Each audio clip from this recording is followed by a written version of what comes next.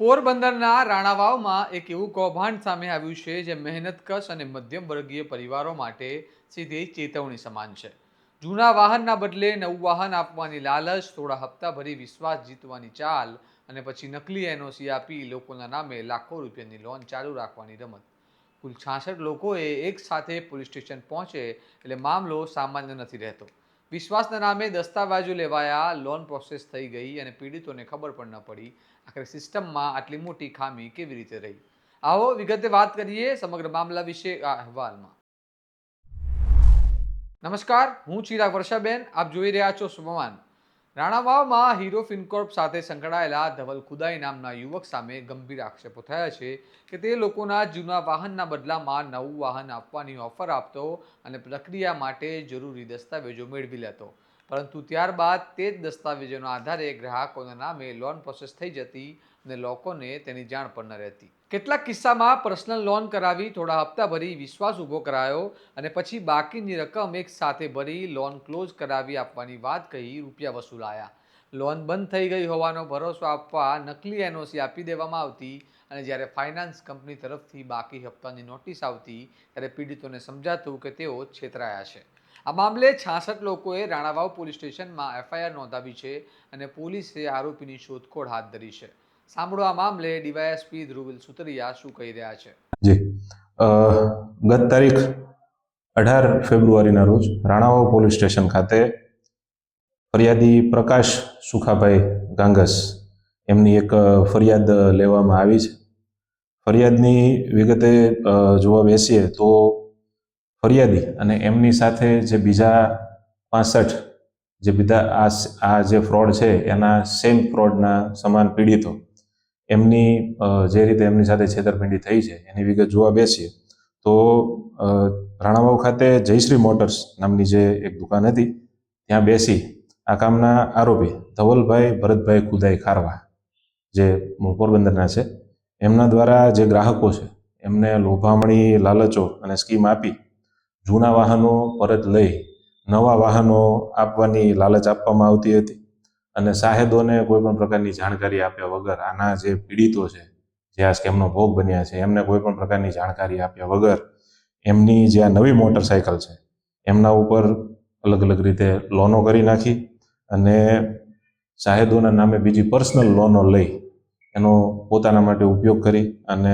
આ જે personal loan જે છે એની એ લોન ક્લોઝ ન થઈ છતાં બી એ લોન ક્લોઝ થઈ છે એવા નકલી એનઓસી ફરિયાદી અને અન્ય સાહેદોને આપી આ તમામ લોકો સાથે કુલ મળીને 36,600 રૂપિયાની છેતરપિંડી આ કામ ધવલભાઈ ખુદાઈ ખારવાનાઓએ કરેલ હોવાનું સામે આવેલું છે, જેના સંદર્ભે રાણાવાવ પોલીસ સ્ટેશન ખાતે ગઈકાલે એફઆઈઆર દાખલ કરવામાં આવી છે. આ એફઆઈઆરમાં ફરિયાદી અને બાકીના સાહેદોની તપાસ હાલ ચાલુ છે. આરોપી જે છે એનો જવાબ લઈ એને અટક કરવાની પ્રોસેસ હાલ ચાલુ છે. સાહેબ, કઈ બેંકમાંથી હતું ખાસ? અત્યાર સુધી ફરિયાદની વિગતે અમારી પાસે એક્સિસ બેંકમાં આરોપીએ લોન કરાવેલ હોવાનું જાણવામાં મળેલું છે. બાકી એ દિશામાં તપાસ હજુ ચાલુ છે. સાહેબ, અલગ અલગ એમોથી આ લોકો જે છેતરપિંડી કરતા હતા એ કઈ રીતે હતું આખું?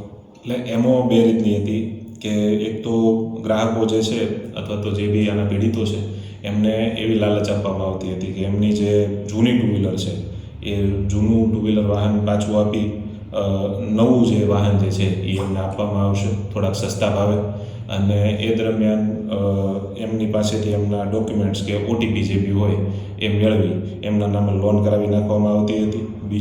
બીજું જે હતું એ પર્સનલ લોન કરાવી નાખવામાં આવતી હતી અને આ પર્સનલ લોન જે છે એ ક્લોઝ થયા બદલનું એનઓસી એ ગ્રાહકોને અથવા તો જે આના કામના પીડિતો છે એમને ખોટું બનાવીને આપવામાં આવતું હતું અને લોન ચાલુ રહેતી હતી.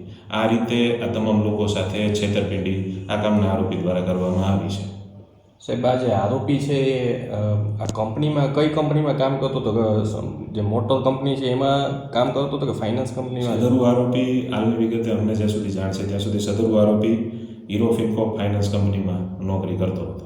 હવે સવાલો અહીંથી શરૂ થાય છે. જો ગ્રાહકની જાણ વગર લોન પ્રોસેસ થઈ રહી હતી તો વેરિફિકેશન કોલ કેવી રીતે પૂર્ણ થયા?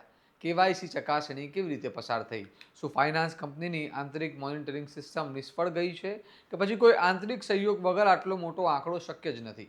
66 લોકો સામે આવ્યા છે, તો શું હકીકતમાં આ સંખ્યા વધુ મોટી હોઈ શકે? માત્ર લોકોને સાવચેત રહેવાની સલાહ પૂરતી છે કે પછી સંસ્થાકીય જવાબદારી પણ નક્કી થવી જોઈએ? હવે જોવાનું રહ્યું કે પોલીસ આરોપીની ધરપકડ ક્યારે કરે છે, કેટલા લોકોને નાણાકીય બોજ ઉતારે છે અને પીડિતોને ન્યાય કેટલો ઝડપથી મળે છે.